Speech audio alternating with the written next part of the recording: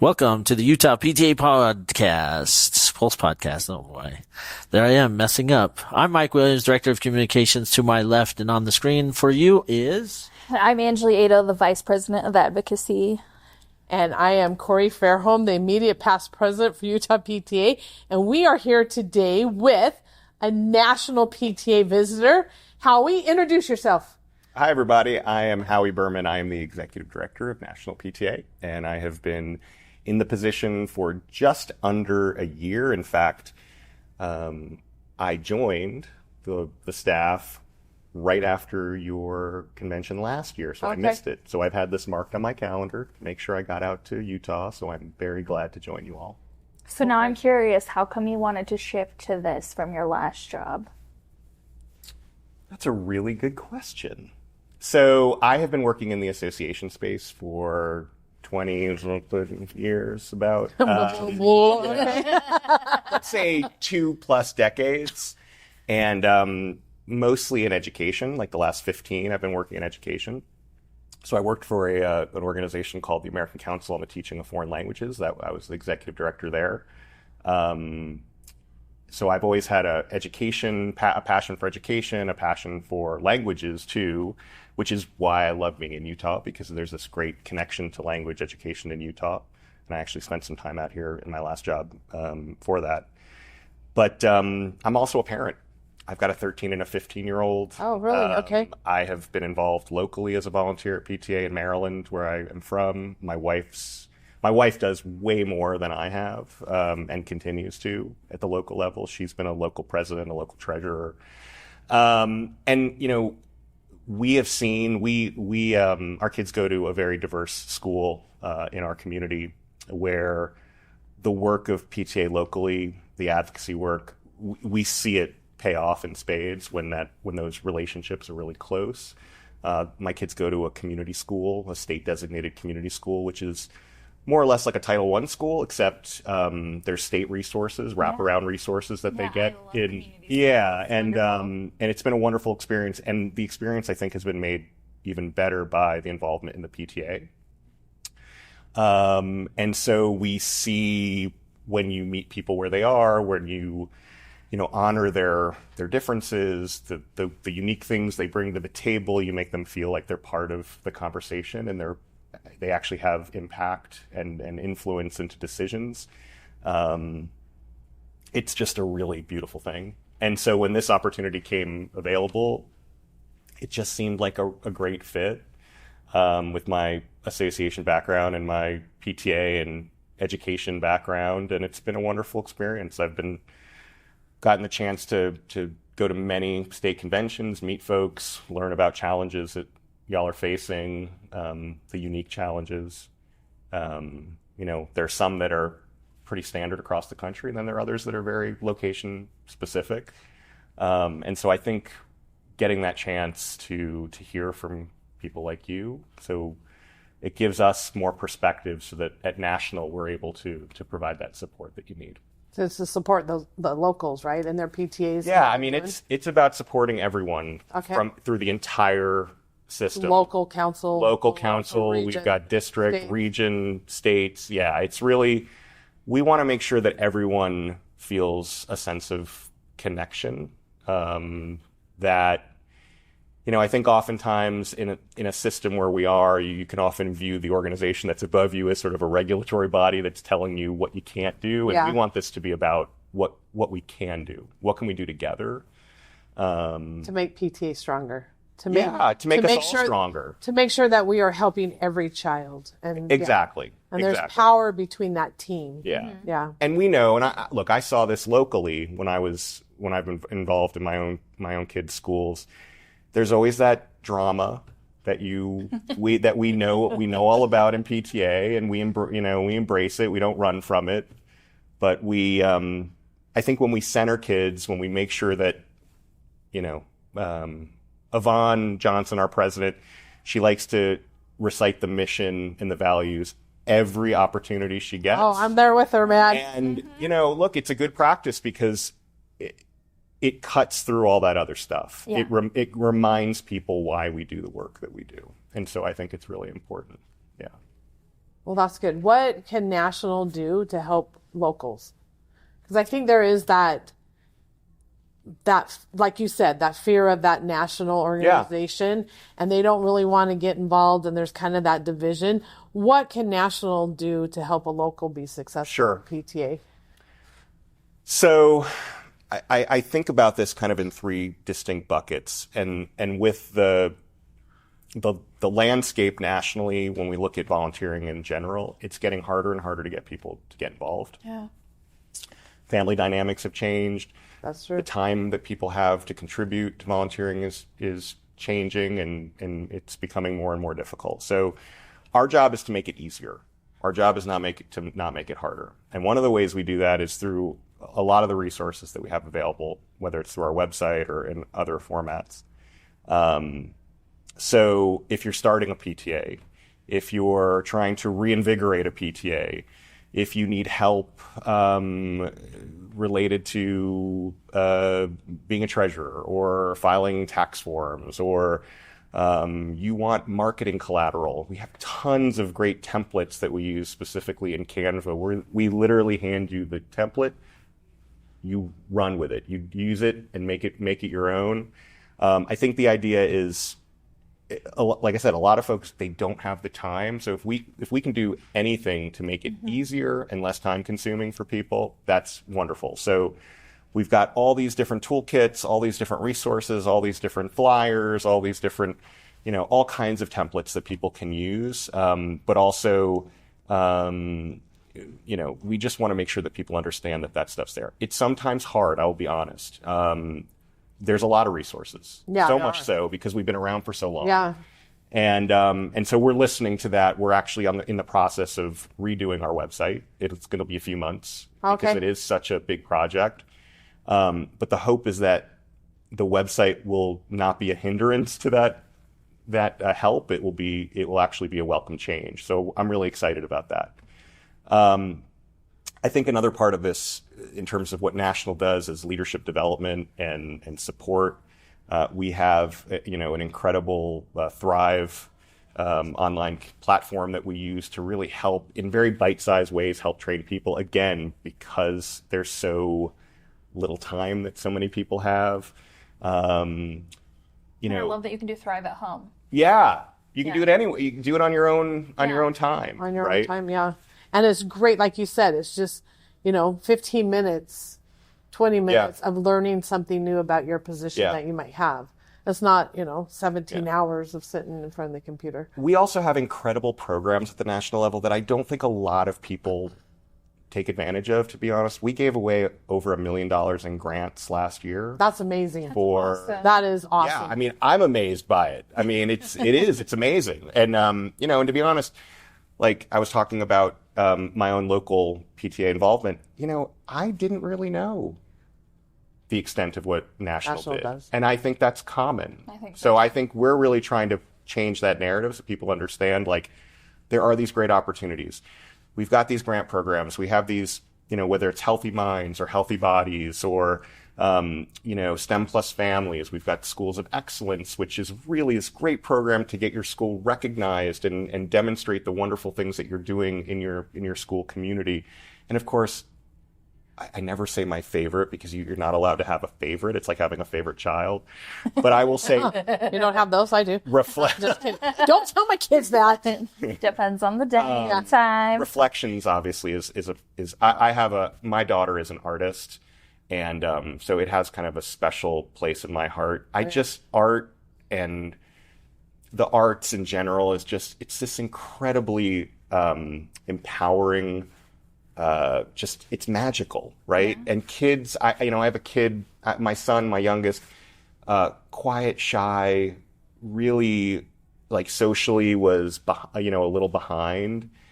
And then he found musical theater in middle school. I can't get him to shut up now. And now because he thrives. He thrives. He's thriving. So he found his spot. Absolutely thriving. So tools, resources, programs, lots of great grant opportunities. And by the way, even if you don't get a grant, you can still use those programs in your schools. We have the curriculum, we have, the resources. So, if you don't necessarily get a grant that might support further, embellishing that program that you do, whether it's for AV or for other things that you need, you can still actually put the program on. We have the resources there for you to use on our website. The third bucket, I think, is the advocacy piece that we sometimes forget, or we take advantage, we take for granted, or we don't really understand what that means. Sometimes for folks, advocacy it's like a taboo. It's scary. They think it means I'm going to Capitol Hill and I'm going to have to talk to very scary people in Washington, D.C. And while that is a part of it, advocacy is really about finding your voice. So we really try to help people find their voice, find something that they really care about so they can hone their message and then communicate locally, whether it's with, parents, principals, superintendents, community groups. You're reading my PowerPoint from my class I just taught here at convention. Well, there you go, see? But I think, so we do a lot of work to really make sure people feel like they are well-versed and can advocate and feel empowered to advocate. I will say at the federal level, though, that is a big part of it. Obviously, the education landscape is changing. There's a lot of moving pieces, funding issues that we're trying to address and make sure that kids have what they need to thrive. And if we can go to Capitol Hill and we can say we represent X million PTA members in every state, in every district, it really gives us that power to move the needle. And so I know sometimes it's hard for people who may live in a small town in whatever state in the country. How am I making a difference? Well, it's power in numbers. And I think when we do that advocacy work, and we can really, because I'll tell you, we were at LegCon, our legislative conference in February. And when you go into those meetings and you say you're from PTA, they listen. Oh, they do. They listen. They may not always agree, but they listen because they know how much influence the organization has. Well, and like you said before, we've been around for like 130 years, and they have that establishment, right? And PTA has that voice and that recognition of being an advocacy group to do it. And when we go to those legislators and say, we are representing this amount of members, they go, oh, okay, hold on. These are parents, these are grandparents, these are teachers, administrators. They're concerned. We need to listen. Yeah. And I think that's so important with the power of PTA. And to know on the national level, we are making a difference with our federal legislators, state level, and at the local level. There is advocacy at all those levels. Yeah. And look at the history of the organization. I mean, the organization started, it was a few women who were concerned about things like food safety or formula safety. I mean, it led to the formation of things like the FDA. It helped us, get the American Disabilities Act. It helped us get all these IDEA. It helped us. I mean, I joked during my interview for this job with the search committee, and thank goodness they didn't think the joke was bad, so they told me. But I said PTA is sort of like, if you've seen Forrest Gump, it's sort of like the Forrest Gump of history, in that we've been, if you've seen that movie, Forrest ends up in all these really, really like fascinating times in history. And history played, PTA has been in all those times. Yeah, they have. We have been at the forefront of all of this really important legislation, really important policy making, really important agencies that were formed as a result of PTA advocacy. So that's a really proud legacy for us to lean on. But that being said, I think, my job is, we want to look at that legacy. We want to revere that legacy. We want to respect that legacy. But we also have to chart a course forward. How do we make sure, again, that we're here another 100 years? Yeah, exactly. And that we're effective. And what does that impact look like? Yeah. So, and that's a challenge. It is. It is. And then, like you said, families are changing, lifestyles are changing. And there's not, we are seeing more parents not able to volunteer in PTA or not give that time to the work. Are there one parent family? So things are changing. But see, so what do you see the future of PTA with all of those changes? How much time you got? Oh, a lot. Yeah, exactly. I mean, yeah. not a lot. But I mean, true. I mean, there's so much. Yeah. I mean, I think, like I said, because volunteerism in general is changing, and that's not even a PTA issue. That's across it's across all organizations. I think we need to be more intentional about how we engage volunteers. That means creating opportunities that meet people where they are. Yeah. So what does that mean? Yeah. Not everybody has the time to commit to a committee. Not everybody has the time to commit to be a board member. But they might want to, what I call, engage in like a micro opportunity where they might want to review proposals or grant applications, or they might find something to get them in the door, find something to get them excited and engaged about.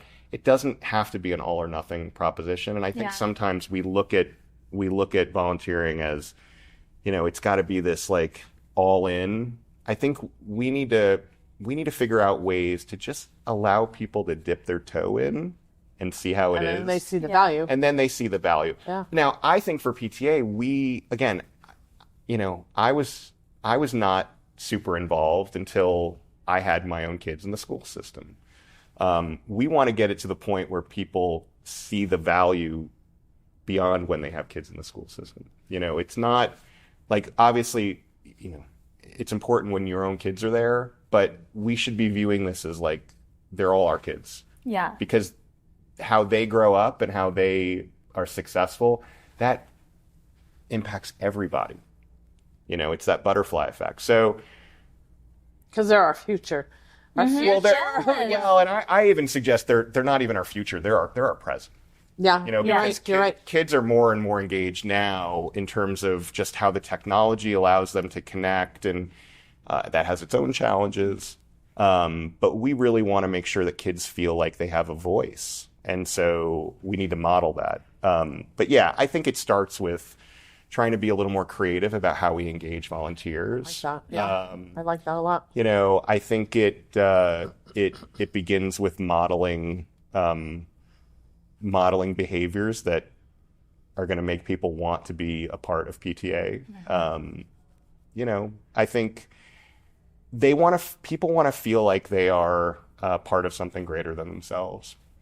So I went back to I was talking before about my language background, and there are a lot of families out there who don't engage in the school community because of those barriers. So what are the things that we can do to make them feel like, not just that they're a part of the school community, but they actually have a voice, and some of those things are really challenging because they involve a lot more thought. They involve more resources. So trying to figure out ways, how can, we at National,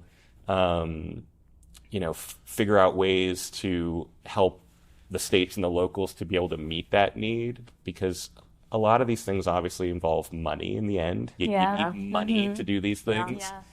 But I'm a big fan of, looking at things as long-term investments, and the changing demographic of our country, that's not going to just stop. It's not. I don't know that you can't policy that to end. Like, I just think we've got to engage folks on the ground, and recognize that if they don't see people who look like them, who sound like them, who have similar stories, they're not necessarily going to be involved. And Yvonne, in her session earlier today on family engagement, talked a little bit about that. I think, if you walk into a room and you don't see anyone who looks like you, you're less likely to be involved. Yeah. That's such a good point. And I've seen that. Yeah. We've kind of talked a lot about that here in Utah because we've had a lot of refugees come here, and some of their culture is that the parents don't go to the school. It's not because that they don't like it, but like it's so revered that you trust them so much that like it's not your place. And so for them to come to Utah, where it's so much of like an open door policy, it's like, we want you to come to the school. it has been hard, you know, because it's like you can't turn that switch off automatically, Yeah. you know, and it takes time. And some people view that as like, oh, well, they don't want to be involved. And I'm like, no, they do. Yeah. They're just used to doing it a different way. And slowly, you know, they'll learn along the way and, you know, and change their mind. You know? And in those situations too, and I've seen examples of this across the country where the principal or the superintendent or someone, they'll actually go into the community and do events there. Yeah. Because it feels safer, because it's an environment that they're more comfortable with. Yeah. But also, like you said, they may not feel that the school is the appropriate place for that type of thing. And I think it goes a long way for an administrator or teachers or PTA to go into that community, you know, whether it's a community center or something, you know, in that where that local community is, and feel like, wow, these people came to me. Like they care enough about what I think or what I, you know, how I want to impact this community. Yeah. And then they're more likely to volunteer and be a part. They are. Yeah, absolutely.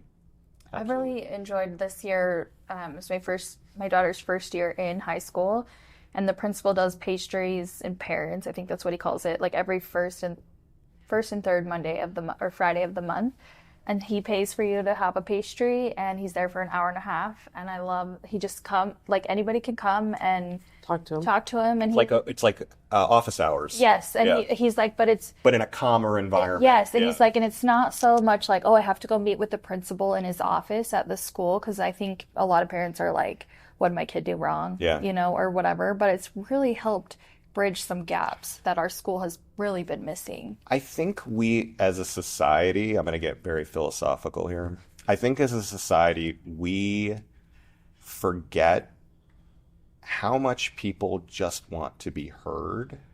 You don't have to solve all their problems necessarily, right? That's true. They want to feel like they're heard. At the same time, what I would say too, and I've seen this a lot, it's great to ask for input and feedback, and you should. But one of the easiest ways to lose people is if you ask for input and then you don't do and then you any of don't it. do anything with it. Or you they fell on deaf ears. Or you ask for volunteers, and then you take that volunteer list and it sits in a desk drawer somewhere because at that moment you didn't need volunteers. Yeah. I mean, we're in the relationship business. Totally. Like whether we like it or not, we are. It is think of it as like a customer service sort of responsibility. It 100% is. You've got to build relationships, and building relationships are not built in one-off meetings. Relationships are built with constant check-ins and constant, feedback sessions. And it's exhausting. It is. But there are not a lot of things in life that have the payoff that the work we do has without a lot of work. Yeah. And it takes time, and it takes an effort every day of doing something, like you said, building that relationship. Yeah.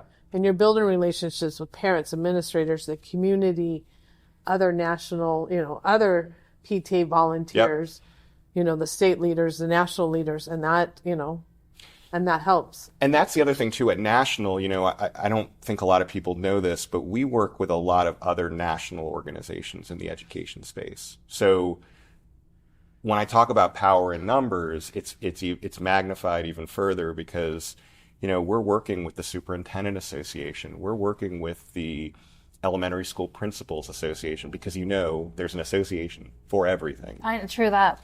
And so, and right there's that value with National PTA because then that helps on the national level, right?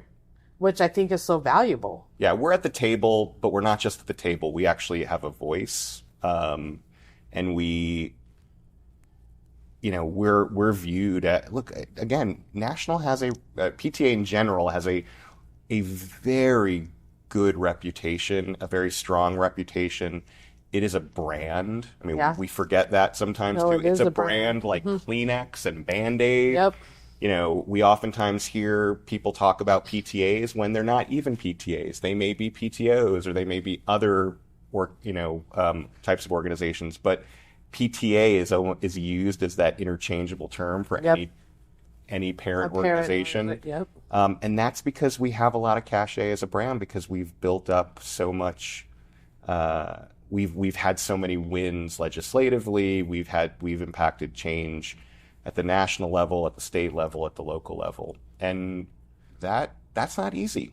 No, it's not easy. And it takes time. You didn't do it overnight. No. It takes 130 years of building those relationships. I would be foolish to try to take credit when it's been here for 129 years before. And that's what I love about PTA is that we change positions so much, especially in the volunteer position, and that it is a continuation. So what I did as president may not be what Julie's doing as president, but we're continuing that reputation and that value of PTA, and we're building upon each other. Yeah. And that's what I think on like what you built upon. And that's what I think is so valuable, because I bring something different to PTA than Angelee does and then you do. Yep. But we're building up that PTA to make it stronger and to make us more valuable. So I think there's such value there in that statement. Yeah.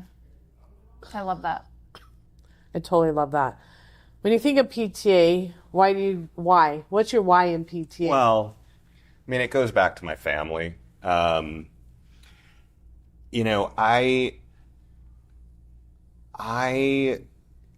didn't know what being a dad was going to be like until I was a dad. That's true. That's so true. I feel like you would read like 100 books and still not really know. And every child is different, right? And there's things that even with a 13 and a 15-year-old, there are things every day that I'm like, nobody prepared me for this. I just tell you, it gets harder as they become adults.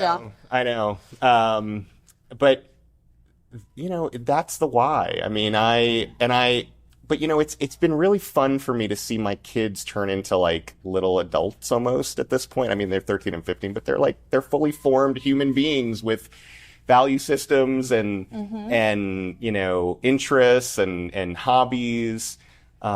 I see how they interact with their friends. I see how they treat them like with kindness. My daughter is an empath. She hates injustice. So anything bad happens to somebody that she loves, she's the first person to stick up for them. And so like that makes me feel good, like that my wife and I have done good work to this point.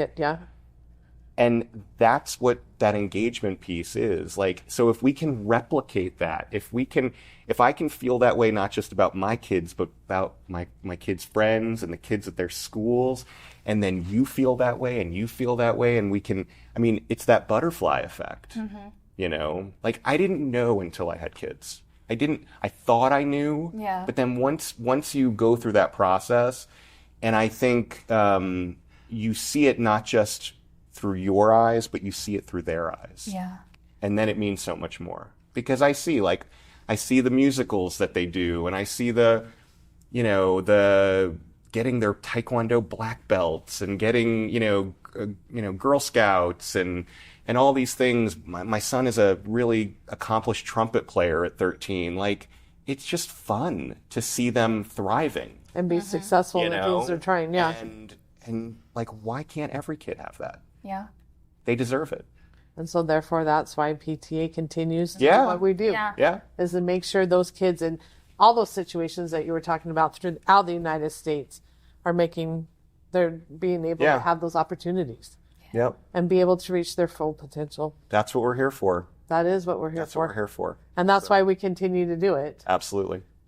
That's awesome. I love it. I love it. Thank you so much, Howie, for being with us. Thank you. And I know you're here for our convention, and we love that you're here for our convention, but, you have a busy schedule too, so thank you so much for taking time out of your schedule to be on our podcast and share your thoughts. And I love when we talk about, like, our whys of PTA. Like, it's always great to end on that because, like, that's why we all do it, that's why we keep going. And, right. And that's how you get other people going too, Yeah. So. And like I said, if I can leave you with one point, we're here to help. We want to be a support to everyone in PTA and everyone in these school communities who, is facing all very unique challenges. So, and I think that's what's so important is to let these locals know that National's not here against us. They're here to be able to help you run a successful PTA program. And by being around for 130 years, we have tried different resources. We have tried different programs. So we know what works. Yep. And we know, and the resources are right there on the website. And you know, that's great. A rising tide raises all boats, as they say, right? Yep. You know, it's, if the local units in Utah are doing well, if the state PTA in Utah is doing well, and national is doing well, then it just magnifies the impact that we can have. And what I always said when I was president is, we are an army of parents across the nation trying to make a difference. Yep. And if we were just one parent in one state, we weren't being very successful. But when there's a whole bunch of us working together, and in the local, in the state, in the national, we are building a very strong army to make a difference for these kids. Yeah. And that's what we're doing on the national, the state, and the local level. Absolutely. Well, thanks for having me. I appreciate it. Thank you. We appreciate it. Now we get to dance. You dance? Yeah, you ready? Sure. Let's dance.